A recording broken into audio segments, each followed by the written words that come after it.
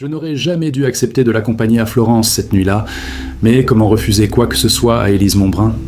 Aujourd'hui encore, 4 mois après sa disparition, je revois ses mains tremblantes serrer sa coupe de champagne Krug dans le jet privé qui nous emmenait vers la Toscane, ses yeux noisettes fixant les nuages comme si elle y cherchait une réponse à une question qu'elle n'osait formuler. « Marco ?» m'avait-elle murmuré en se penchant vers moi, son parfum Chanel 95 mêlé à l'angoisse. « J'ai peur que cette fois, j'ai été trop loin. » Ses lèvres effleuraient presque mon oreille, et je sentais dans sa voix cette fragilité qu'elle cachait si bien derrière ses sourires éclatants dans les magazines de haute société. Élise Montbrun, héritière de l'Empire Montbrun, femme la plus courtisée de Paris, avouait sa peur à son assistant personnel depuis 8 ans. Le Palazzo Vittoria nous attendait dans toute sa splendeur Renaissance, ses marbres de Carrare brillant sous les projecteurs dorés, mais l'atmosphère était déjà empoisonnée par la jalousie.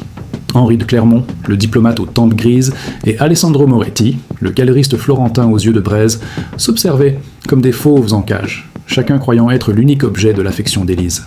Cette première soirée, je les ai vus tous les trois dîner sur la terrasse panoramique, leur rire cristallin résonnant contre les murs séculaires, pendant que je coordonnais discrètement les derniers détails de leur séjour depuis ma suite adjacente. Mais même dans l'obscurité de ma chambre, je percevais les tensions, les regards appuyés, les silences lourds de sous-entendus qui planaient au-dessus de leur verre de Brunello di Montalcino.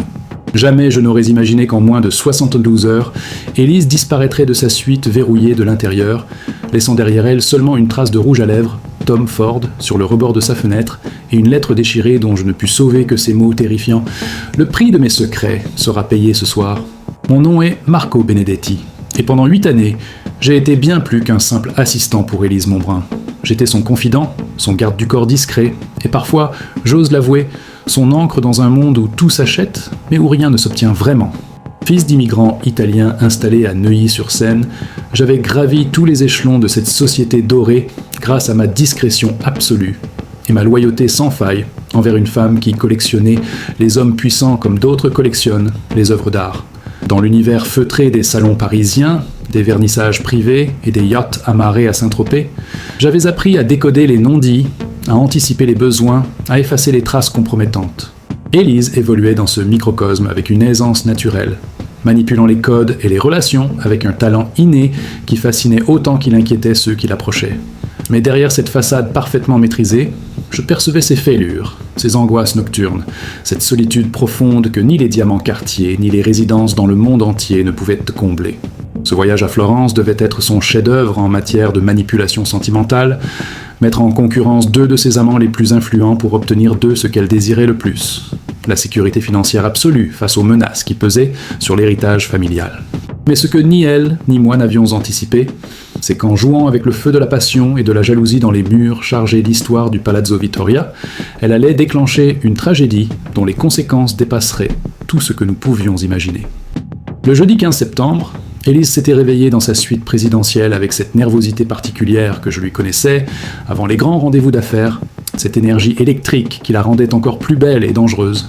Elle portait sa robe Valentino blanc cassé, celle qu'elle réservait aux occasions où elle voulait paraître innocente tout en exerçant son pouvoir de séduction maximale, et ses cheveux châtains tombaient en vagues parfaites sur ses épaules nues. « Marco !» m'avait-elle dit en ajustant ses boucles d'oreilles en diamant. « Aujourd'hui, je vais obtenir ce que je veux de ces 2 idiots. Ou alors quoi, Élise ?» avais-je demandé, inquiet par le ton de sa voix. Mais elle s'était contentée de sourire et d'appliquer une couche supplémentaire de rouge à lèvres avant de sortir de sa suite pour rejoindre Henri de Clermont au petit déjeuner. Je l'avais observée depuis la terrasse du restaurant, notant comment elle penchait la tête en écoutant le diplomate, comment ses doigts effleuraient accidentellement les siens quand elle lui passait le sucre, comment son rire résonnait juste assez fort pour que les autres clients se retournent. L'après-midi, pendant qu'Élise visitait la galerie d'Alessandro Moretti dans le quartier de l'Oltrarno, j'avais remarqué qu'elle recevait constamment des messages sur son téléphone portable, des textes qui la faisaient pâlir et trembler imperceptiblement. Quand je lui avais proposé discrètement de vérifier l'identité de l'expéditeur, elle avait secoué la tête violemment. « Non, Marco, certaines choses doivent rester entre certaines personnes. » Mais j'avais vu la peur dans ses yeux, cette même terreur que j'avais perçue 6 mois plus tôt quand les premiers articles sur les malversations financières de son père avaient commencé à circuler dans la presse. Le galeriste florentin lui faisait visiter sa collection privée de maîtres de la Renaissance, et je voyais bien qu'Alessandro tentait de l'impressionner avec ses connaissances et sa passion pour l'art, espérant sans doute qu'elle investirait dans sa galerie, ou, mieux encore, qu'elle lui offrirait l'exclusivité de la vente de la collection Montbrun si les problèmes judiciaires de la famille s'aggravaient. Élise jouait parfaitement son rôle, posant des questions pertinentes, s'extasiant devant un Botticelli authentique. Mais je la connaissais assez pour voir qu'elle calculait chaque geste, chaque sourire. Vers 18h, nous étions revenus au Palazzo Vittoria et Élise s'était enfermée dans sa suite pour se préparer pour le dîner. C'est à ce moment-là que j'avais reçu l'appel qui allait tout changer. L'avocat parisien de la famille m'informait que le juge d'instruction venait de signer un mandat de perquisition pour le domaine familial de Deauville, et que Madame Montbrun devait rentrer immédiatement pour faire face aux accusations. Quand j'avais frappé à sa porte pour lui annoncer la nouvelle, elle avait ouvert avec ce regard que je ne lui avais jamais vu.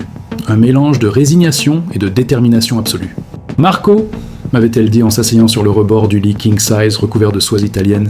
« Je veux que tu saches que, quoi qu'il arrive ce soir, tu as été le seul homme en qui j'ai eu réellement confiance. » Ses mains tremblaient, en tenant son verre de champagne d'homme Pérignon. Et pour la première fois depuis que je la connaissais, Élise Montbrun paraissait vulnérable, presque fragile. « Si les choses tournent mal, tu trouveras dans le coffre-fort de mon bureau parisien une enveloppe à ton nom. Elle contient tout ce qu'il faut pour que tu puisses refaire ta vie ailleurs. » Le dîner avait lieu dans le salon privé de l'hôtel, une pièce somptueuse aux murs ornés de fresques du XVIe siècle, éclairée par des chandeliers vénitiens en cristal de Murano. Élise était éblouissante dans sa robe élissable noire pailletée, ses bijoux boucherons captant la lumière à chaque mouvement, mais je notais la tension dans sa nuque, la façon dont elle serrait un peu trop fort sa coupe de champagne. Henri de Clermont et Alessandro Moretti rivalisaient d'anecdotes spirituelles et de compliments raffinés, ignorant les signaux que moi seul savais décrypter. Vers minuit, Élise avait prétexté une migraine pour écourter la soirée, embrassant chacun de ses deux prétendants sur les joues, avec cette grâce parfaite qui la caractérisait, leur promettant de les retrouver le lendemain pour une journée de visite privée dans les palais florentins. « Bonne nuit, mes chéris !» avait-elle murmuré avec ce sourire énigmatique qui les faisait tous fondre. « Demain sera un jour décisif. » Je l'avais accompagnée jusqu'à sa suite, et avant de refermer la porte, elle s'était retournée vers moi une dernière fois. « Marco, si tu ne me vois pas demain matin, souviens-toi que j'ai choisi mon destin. » À 1h30 du matin, j'avais été réveillé par des pas dans le couloir, des talons hauts qui claquaient contre le marbre avec détermination. En ouvrant discrètement ma porte, j'avais aperçu la silhouette d'Élise dans sa robe de chambre, la perla en soie noire, se dirigeant vers l'ascenseur. Elle portait une petite valise Hermès, que je ne lui connaissais pas, et ses cheveux étaient parfaitement coiffés comme si elle se rendait à un rendez-vous important. J'avais voulu la suivre, mais quelque chose dans son attitude m'avait retenu. Cette assurance absolue de quelqu'un qui sait exactement où il va et pourquoi. Les caméras de surveillance ont enregistré Élise entrant dans la suite d'Alessandro Moretti à 2h43 précises, mais elles ne l'ont jamais vue en ressortir. Le lendemain matin, quand le galeriste florentin a frappé à ma porte en panique, affirmant qu'Élise n'était plus dans sa chambre et qu'il ne l'avait pas vue depuis la veille au soir, j'ai su que mes pires pressentiments se confirmaient. La femme que j'avais servie et protégée pendant 8 années venait de disparaître dans les mystères de Florence, emportant avec elle tous les secrets qui auraient pu la sauver ou la condamner. Les heures qui ont suivi la découverte de la disparition d'Élise ont révélé un à un les secrets qu'elle gardait jalousement, comme des couches d'un oignon empoisonné que l'on épluche avec terreur. Henri de Clermont, ce diplomate si distingué aux manières parfaites, n'était pas seulement l'amant discret qu'il prétendait être. J'ai découvert qu'il était également l'intermédiaire secret entre le gouvernement français et plusieurs régimes corrompus d'Afrique de l'Ouest, utilisant sa position pour blanchir des millions d'euros en échange de contrats d'armement. Élise le savait, et pire encore, elle avait des preuves. Dans les affaires personnelles qu'elle avait laissées dans sa suite, j'ai trouvé un dossier photographique compromettant sur Henri. Des images de lui recevant des valises d'espèces dans des hôtels de luxe, des copies de mains de virements bancaires vers des comptes offshore, des enregistrements audio de conversations où il négociait des pourcentages sur des ventes d'armes. Élise n'était pas seulement sa maîtresse, elle était devenue sa créancière, lui prêtant de l'argent à des taux usuriers en échange de sa protection politique, quand les affaires de sa famille avaient commencé à se gâter. Alessandro Moretti, le galeriste florentin au charme méditerranéen, cachait lui aussi des activités beaucoup moins nobles que ses vernissages privés. Sa galerie servait de façade à un réseau international de contrefaçons d'œuvres d'art, vendues à des collectionneurs privés fortunés, qui ne posaient jamais de questions sur l'authenticité tant que les prix restaient raisonnables. Élise avait découvert ce trafic en tombant par hasard sur des analyses scientifiques prouvant que plusieurs toiles de sa propre collection, achetées chez Moretti, étaient à défaut exceptionnellement bien réalisées. Mais le plus troublant dans cette histoire, c'est qu'Élise n'était pas une victime innocente de ces deux escrocs en costume sur mesure. Elle était devenue leur complice active, utilisant ses relations dans la haute société parisienne pour leur fournir de nouveaux clients fortunés et discrets. En échange, Henri l'aidait à effacer les traces des malversations financières de son père décédé, pendant qu'Alessandro blanchissait une partie de l'argent sale de la famille Montbrun en l'investissant dans de fausses transactions artistiques. Cette découverte m'a brisé le cœur car, pendant 8 ans, j'avais cru servir une femme certes capricieuse et manipulatrice, mais fondamentalement honnête dans ses affaires. La réalité était bien plus sombre. Élise Montbrun dirigeait depuis des années un triangle de corruption sophistiqué, utilisant sa beauté et son statut social comme appât pour attirer des proies fortunées dans les filets de ses 2 associés criminels. Chaque réception dans son hôtel particulier de l'avenue Foch, chaque soirée de gala, chaque week-end dans sa propriété de Saint-Tropez, servait en réalité à identifier de nouvelles victimes potentielles. Les messages que je l'avais vu recevoir ce fameux après-midi à Florence provenaient d'un 4e homme dont je n'avais jamais soupçonné l'existence, Viktor Kozlov, un oligarque russe exilé à Londres qui avait été la première victime de leur système avant de devenir leur mentor et financier principal. Kozlov avait été floué par Henri sur une vente d'armes vers l'Ukraine, puis par Alessandro sur l'achat de plusieurs toiles de maîtres russes qui s'étaient révélées être des copies. Le tout orchestré par Élise, qui touchait des commissions substantielles sur chaque opération. Mais Viktor Kozlov n'était pas homme à se laisser faire impunément. Ancien officier du KGB reconverti dans les affaires troubles, il avait patiemment monté son dossier de vengeance pendant 2 ans, infiltrant leur réseau, documentant leurs crimes, attendant le moment parfait pour frapper. Les messages qu'Élise recevait à Florence étaient ses ultimatums. Soit elle lui remboursait les 15 millions d'euros qu'il avait perdus dans leurs escroqueries, soit il transmettrait toutes ses preuves à Interpol et aux services fiscaux français, britanniques et italiens. C'est en fouillant dans l'ordinateur portable d'Élise que j'ai compris pourquoi elle était venue à Florence avec ses 2 complices. Elle avait organisé ce voyage romantique pour les convaincre de liquider ensemble leurs actifs cachés et de fuir vers un pays sans traité d'extradition avec l'Europe. Mais ni Henri ni Alessandro ne connaissaient l'existence de Kozlov et de ses menaces. Élise leur avait raconté que les autorités françaises se rapprochèrent dangereusement de leurs activités et qu'il fallait tout effacer rapidement.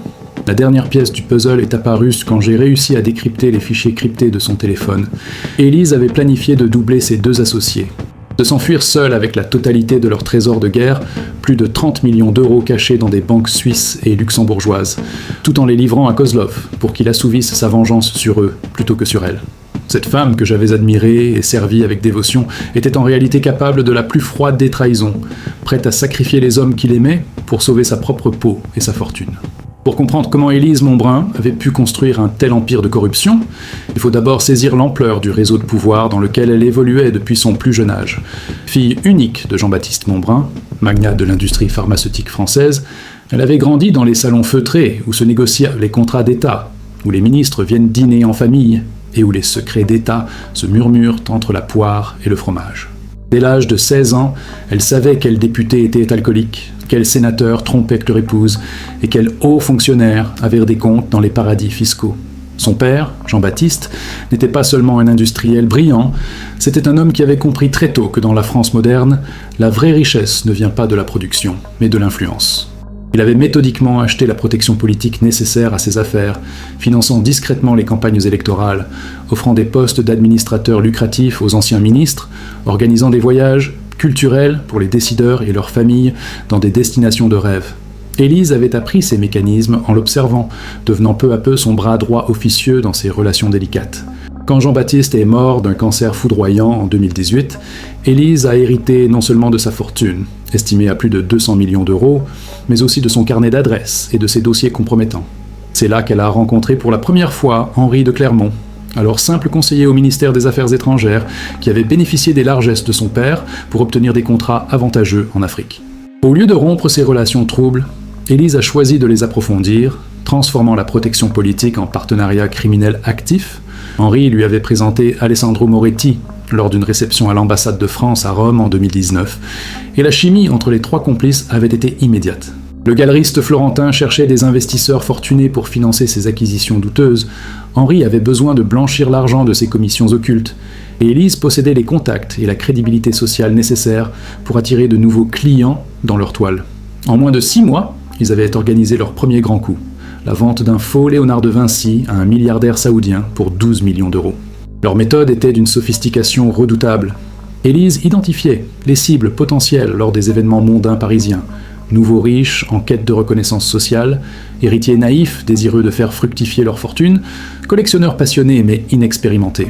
Elle les séduisait avec son charme naturel, gagner leur confiance en leur présentant son cercle d'amis experts, puis les orienter discrètement vers Henri pour les investissements politiquement sensibles, ou vers Alessandro pour les acquisitions artistiques exclusives.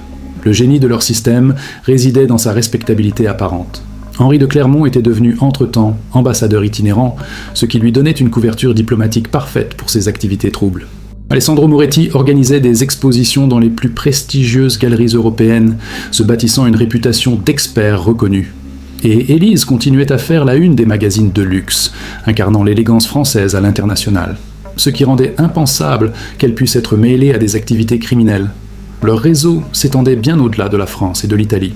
Ils avaient des complices à Londres dans le milieu des antiquaires, à Genève parmi les banquiers privés, à Monaco dans les cercles de yachting, à New York chez les marchands d'art contemporain, chaque nouvelle conquête d'Élise, car elle collectionnait les amants influents comme d'autres collectionnent les timbres, apportait de nouveaux contacts, de nouvelles opportunités, de nouvelles protections. Elle était devenue une araignée au centre d'une toile internationale de corruption dorée. Mais cette puissance avait un prix, la paranoïa constante. Élise ne pouvait plus faire confiance à personne, pas même à moi, qui était pourtant son plus proche collaborateur. Elle changeait régulièrement ses mots de passe, utilisait plusieurs téléphones, ne communiquait certaines informations cruciales qu'oralement et uniquement à Henri ou Alessandro. Elle avait installé des systèmes de surveillance dans tous ses domiciles, engagé des détectives privés pour vérifier la loyauté de son personnel, créé plusieurs identités de secours avec de faux papiers. L'arrivée de Viktor Kozlov dans leur vie avait marqué l'apogée de leur réussite criminelle, mais aussi le début de leur chute. L'oligarque russe leur avait apporté des sommes considérables à blanchir, plus de 50 millions d'euros en 2 ans, mais il avait aussi introduit dans leur petit cercle civilisé la violence brute du monde des affaires post-soviétiques. Quand Élise avait réalisé qu'elle avait affaire à un homme capable de tout pour récupérer son argent, il était déjà trop tard. Kozlov connaissait tous leurs secrets, toutes leurs faiblesses, tous leurs points de chantage. Le prédateur était devenu la proie. L'enquête officielle sur la disparition d'Élise Monbrun a commencé le lendemain matin, menée par le commissaire Giulio Marchetti de la police florentine, un homme intègre mais malheureusement peu habitué aux subtilités de la criminalité en col blanc international. Dès les premières heures, j'ai compris que cette enquête serait sabotée de l'intérieur. Henri de Clermont avait immédiatement contacté l'ambassade de France, qui avait dépêché un conseiller juridique pour assister les autorités italiennes, tandis qu'Alessandro Moretti bénéficiait mystérieusement des services du meilleur avocat pénaliste de Florence, payé par des fonds dont il refusait de révéler l'origine. Mes tentatives pour orienter l'enquête vers les véritables activités d'Élise et de ses complices se heurtaient à un mur de silence institutionnel. Quand j'ai évoqué au commissaire Marchetti l'existence possible de Viktor Kozlov et de ses menaces, le conseiller français a immédiatement invoqué le secret diplomatique, affirmant que certaines relations de Madame Monbrun touchaient à la sécurité nationale et ne pouvaient être divulguées. De même, quand j'ai mentionné les activités douteuses de la galerie Moretti, l'avocat du galeriste a produit une série d'expertises certifiées prouvant l'authenticité de toutes les œuvres vendues au cours des 3 dernières années.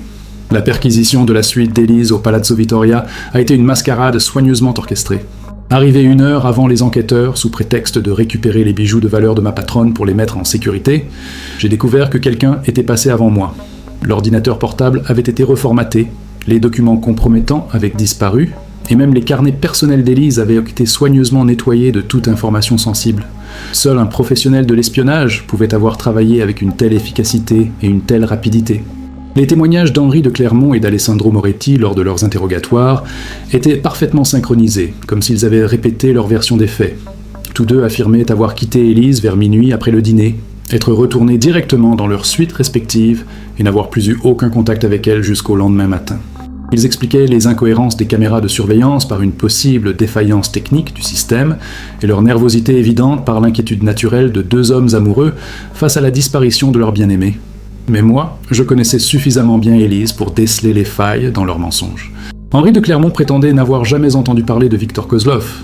Pourtant, j'avais retrouvé dans les affaires personnelles d'Élise une photo de lui serrant la main de l'oligarque russe lors d'une réception à l'ambassade de France à Moscou en 2020. Alessandro Moretti jurait que sa relation avec Élise était purement sentimentale. Mais les relevés bancaires que j'avais pu consulter avant qu'ils ne disparaissent montraient des virements réguliers entre leurs comptes pour des montants incompatibles avec une simple liaison amoureuse. Le plus frustrant était de voir le commissaire Marchetti s'enliser dans des pistes secondaires soigneusement préparées pour l'égarer. On lui faisait examiner l'hypothèse d'un enlèvement crapuleux, d'une fuite amoureuse impromptue ou même d'un suicide déguisé en disparition pour éviter le scandale familial. Pendant ce temps, les vraies preuves s'effaçaient une à une. Les comptes bancaires suspects étaient fermés, les témoins potentiels quittaient discrètement l'Italie et les documents compromettants disparaissaient des archives officielles françaises sous prétexte de requalification sécuritaire. J'ai tenté de contacter directement Interpol pour signaler les activités de blanchiment d'argent et de trafic d'œuvres d'art, mais ma déposition a été enterrée dans les méandres bureaucratiques. Un fonctionnaire français m'a poliment expliqué que les allégations non étayées contre des personnalités publiques respectées devaient être traitées avec la plus grande prudence, surtout dans un contexte diplomatique sensible. J'ai compris que le réseau de protection mis en place par Élise et ses complices fonctionnait encore parfaitement, même après sa disparition. Ma dernière tentative pour faire éclater la vérité a consisté à révéler l'existence de Viktor Kozlov, un journaliste d'investigation français, spécialisé dans les affaires de corruption internationale. Mais la veille de la publication de son article, le journaliste a reçu des révélations compromettantes sur sa vie privée et des menaces de procès pour diffamation qui l'ont contraint à abandonner son enquête. Le lendemain, il publiait un entrefilé insignifiant évoquant vaguement la mystérieuse disparition d'une héritière française à Florence, sans mentionner aucun des éléments que je lui avais fournis. 3 semaines après le début de l'enquête, le dossier était classé comme disparition inquiétante, sans suite immédiate. Les autorités italiennes et françaises se renvoyant la responsabilité de poursuivre les investigations. Henri de Clermont était discrètement muté à un poste technique au ministère, loin des projecteurs médiatiques. Alessandro Moretti vendait sa galerie florentine et s'installait à Buenos Aires pour explorer de nouveaux marchés artistiques sud-américains. Et moi, Marco Benedetti, fidèle assistant devenu témoin gênant, je recevais une généreuse indemnité de licenciement accompagnée du conseil pressant de prendre des vacances prolongées pour surmonter le traumatisme de cette disparition tragique. La vérité sur le sort d'Élise Monbrun était définitivement enterrée sous les protections diplomatiques, les influences politiques et les complicités institutionnelles que son argent avait achetées au fil des années. Justice ne serait jamais rendue, mais le silence qui s'abattait sur cette affaire était en lui-même un aveu. Élise Monbrun avait disparu parce qu'elle en savait trop, parce qu'elle représentait un danger pour trop de personnes puissantes, et parce que dans le monde doré de l'élite européenne, certaines vérités ne doivent jamais voir le jour. 6 mois après la disparition d'Élise, j'ai reçu une lettre sans expéditeur postée depuis Zurich qui contenait une clé USB et un message laconique. Marco, la vérité mérite d'être préservée. Veka. Viktor Kozlov avait tenu sa promesse de vengeance, mais d'une manière que personne n'avait anticipée. Cette clé contenait l'enregistrement complet de ce qui s'était réellement passé dans la suite d'Alessandro Moretti durant cette fameuse nuit du 15 septembre. Un enregistrement réalisé grâce à des micros espions que l'oligarque russe avait fait installer dans toutes les chambres du Palazzo Vittoria des semaines avant l'arrivée d'Élise et de ses complices. Ce que j'ai entendu en écoutant ces fichiers audio m'a glacé le sang et brisé définitivement l'image que je gardais d'Élise. Elle était effectivement entrée dans la suite d'Alessandro à 2h43, mais pas pour une rencontre romantique clandestine. Elle venait récupérer les codes d'accès au compte bancaire suisse, où étaient cachés les 30 millions d'euros de leur trésor de guerre commun. Sa voix était froide, calculatrice, dénuée de toute émotion quand elle expliquait au galeriste florentin qu'elle avait décidé de tout prendre et de le livrer, lui et Henri, à Viktor Kozlov pour sauver sa propre peau. Alessandro Moretti avait d'abord tenté de la raisonner, puis de la séduire une dernière fois, mais Élise était intraitable. « Tu croyais vraiment que j'allais me contenter d'un tiers alors que je peux tout garder ?» avait-elle dit avec ce rire cristallin que je lui connaissais si bien. « Vous n'avez été que mes instruments, mes très chers amis, des hommes utiles et charmants, mais remplaçables. » On sait alors que la conversation avait dégénéré. Alessandro l'avait supplié, puis menacé, et finalement, dans un accès de rage, l'avait frappé avec un objet lourd, probablement le presse-papier en marbre de Carrare qui ornait son bureau. Le silence qui avait suivi sur l'enregistrement était plus terrifiant que les cris précédents. Puis j'entendais Alessandro sangloter, répétant « Madonna mia, cosa ho fatto ?» avant de téléphoner à Henri de Clermont pour lui expliquer la situation. Le diplomate français était arrivé dans la suite 21 minutes plus tard, et leur conversation révélait l'étendue de leur complicité dans le crime.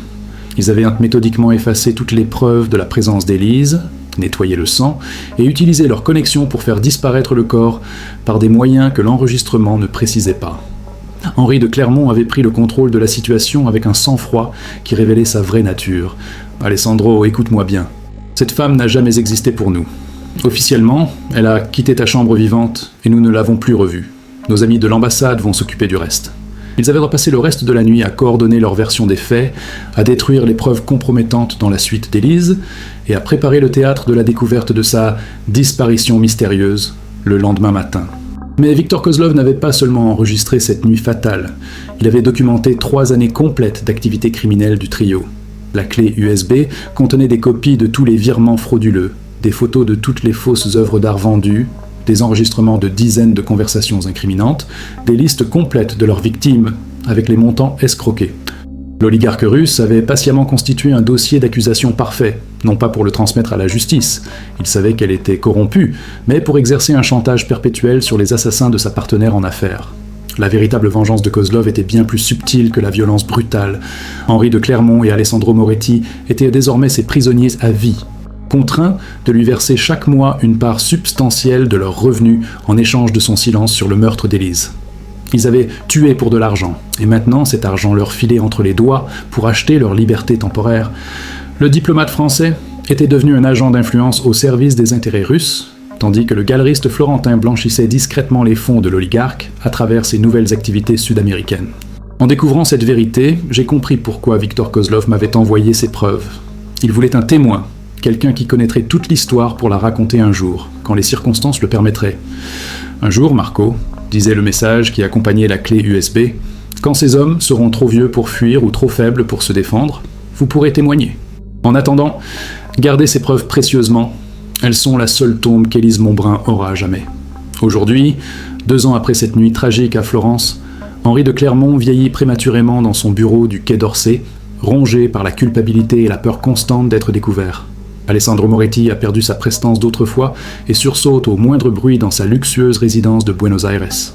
Tous deux savent que Viktor Kozlov peut décider à tout moment de rendre publiques ses preuves, transformant leur vie dorée en cauchemar médiatique et judiciaire. Ils ont tué Élise Montbrun pour l'empêcher de les trahir, mais ils sont devenus les esclaves de celui qui les avait tous trompés. Quant à moi, Marco Benedetti, ancien assistant dévoué devenu dépositaire d'un secret terrible, je vis désormais dans l'ombre de cette vérité. Chaque matin, en me réveillant, je pense à cette femme extraordinaire et dangereuse qui m'avait fait confiance, qui m'avait offert une vie de luxe et d'aventure, mais qui avait fini par payer le prix ultime de sa cupidité et de sa manipulation. Élise Montbrun dort quelque part dans les collines toscanes, dans une tombe anonyme que seuls ses assassins connaissent, emportant avec elle les derniers secrets d'un monde où l'argent peut tout acheter, sauf le pardon et la rédemption. Voilà l'histoire vraie de la disparition d'Élise Montbrun, une femme qui croyait pouvoir jouer avec les forces les plus sombres du pouvoir et de l'argent sans jamais en payer le prix. En tant que témoin privilégié de sa vie et de sa mort, je porte aujourd'hui le poids de cette vérité que la justice officielle refuse d'entendre, que les médias n'oseront jamais publier et que les puissants de ce monde préfèrent oublier. Mais les morts méritent parfois plus de fidélité que les vivants. Et c'est pourquoi je témoigne aujourd'hui, en espérant qu'un jour, quelque part, quelqu'un rendra justice à Élise Montbrun. Cette affaire m'a appris que, dans notre société moderne, il existe 2 justices. Celle des pauvres, impitoyable et publique, et celle des riches, discrète et accommodante. Élise, Henri et Alessandro évoluaient dans un monde où les crimes les plus graves peuvent être effacés par les bonnes relations, où les assassins continuent à vivre dans le luxe, pendant que leurs victimes pourrissent dans l'oubli.